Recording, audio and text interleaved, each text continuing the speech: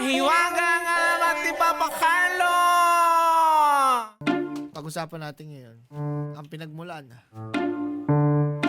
ng isa sa mga pinagmamalaki Ng mga Batanggenyo. Doon ka lang makakakita ng May ano pa yan, may team pa dati sa yung NBA na basketball. di ba? Oo. Batangas Blades. Blades. Kasi diyan sila kilala eh. Balisong. So anong kwento dyan? Alamat ng Balisong. Ang salitang Balisong ay hango sa barangay Balisong sa Taal, Batangas. Noon ay kilala bilang sentro ng paggawa ng naturang tabak o kunutang kutsilyo.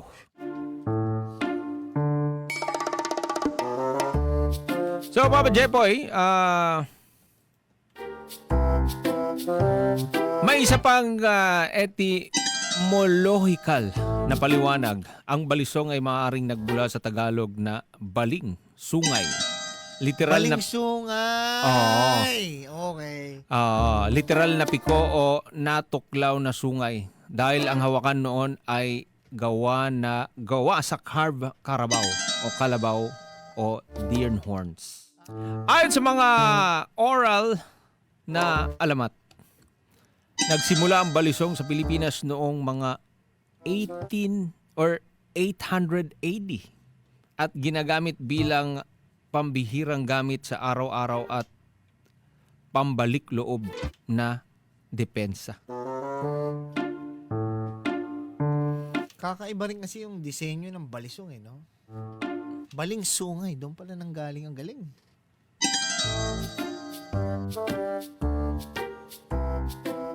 Sa Taal pala yan. Sino kaya nag-imbento niyan? Baling sungay. Baling sungay. Kaya pala balisong. So, eto Papa Jepoy, noong unang bahagi ng 1900s, naging mass-produced na ito. Lalo na sa Batangas, ginawa rin itong straight razor bago sumikat ang karniwang tuwalya. Isang practical na gamit para sa mga magsasaka at mangingisda. Okay. At ayon sa alternatibong pananaw, maaaring hango ang disenyo ng balisong sa isang lumang Pranses na measuring tool na tinatawag na pid or duroy, foot of the king. Mula noong 1500s to 1700s, ito ay may pagkakahawig sa balisong sa anyo. Ang pag-unlad at paglaganap. Paano ito lumaganap? Ano man ang tunay na pinagmulan, ang modernong balisong ay pinakamahusay sa Pilipinas. Lumaki ang disenyo, naging sandata at hindi lamang pang araw-araw na gamit. Dito rin na-develop ang mabilis na pagbukas.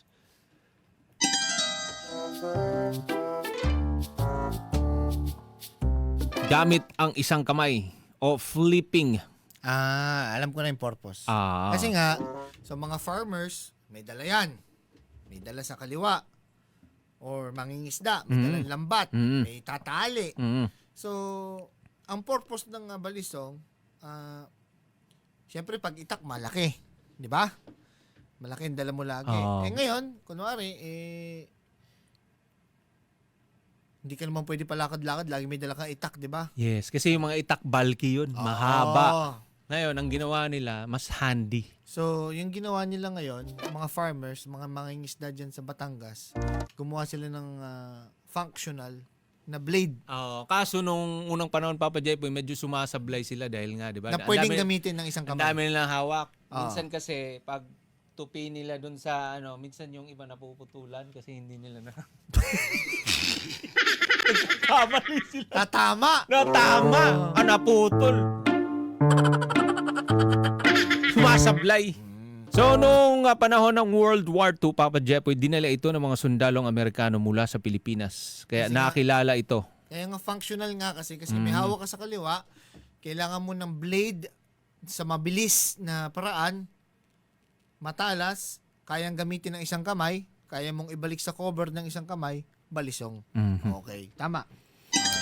Sa mga 1950s, 1960s, Papa Jepoy, nauso ito sa mga motorcycle gang sa Amerika. Kaya mabilis itong na-associate sa delikadong sandata at nagdulot ng legal na limitasyon. At dekada 1980, Papa Jepoy, lalo na sa mga kolektor at hobbyist. Ngayon ay hinilala bilang skill toy na tampok sa flipping communities sa buong mundo. Bago tayo magkalinawan, Mhm. tama ba yung balisong na nasa isip ko? Pahaba siya. Tapos may lock. Tapos ang bukas niyan, ipiniflip mo. Pag gagamitin mo, ipiniflip mo. Pinipindot eh. Paano pinipindot? Ano yan, maha? Paano gamitin yung balisong? Ano Patingin nga. Kunwari, eto, yan. Ganyan yun, di ba? Nilalaro ganyan yung balisong. Hindi, ang balisong Paano yung nakita ko, ano yan, Yung, maliit lang yan. tapos, maliit, tama. Maliit. Oh. Tapos pag pindot mo, hahaba siya. Pag pindot, teka muna. Paano ba yan? Maliit lang yan. Pag pindot mo, hahaba. Tapos, Tapos, bubuka yung ano. parang ginawa mong payong Bubuka? Parang ginawa mong payong Pag pindot, walang pinipindot niyan pa.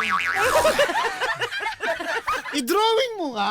Sige. I-drawing mo nga. Para maintindihan nyo. Baka I-drawing mo. mamaya, sinasabi nyo, puro lang ako, puro wento. Paano? Maliit siya. Tapos, Pinipisil. pag gagamitin? Teka Pinip- muna. Pinipisil. Wala namang wala pa ako nakitang Batanggenyo may pinipisil. Paano gamitin? Ipakita mo nga sa amin paano. Ganyan? Ano yan? Remote? I-drawing mo nga. Tingin nga ng kauna-unang balisong. Balisong, eto. Tingin. Napakaangas na balisong. Anak ka ng pu. Ilapit mo. Ilapit mo. Anak ka ng pu. Careful ka dyan, Papa Jepoy. Kasi, Balisong yan. careful ka dyan. Kasi, yung pag itong daliri mo, itong kuko mo dyan, pag inaano mo, huwag mo masyadong ipasok, baka maputol yung kuko mo dyan. Anak ka ng pu. Kaya pala matalas. Matalas. Kaya pala matalas Ng pulis. Nail cutter yun May blade nga yan. May blade. Pantanggal ang ingrown. Kaya pala pinipis. Sabi niya ganyan daw ang panggamit ng balisong. Pinipis live ka. Nail cutter pala May blade nga yan. Barangay LS 97.1 97.1 Forever Number 1.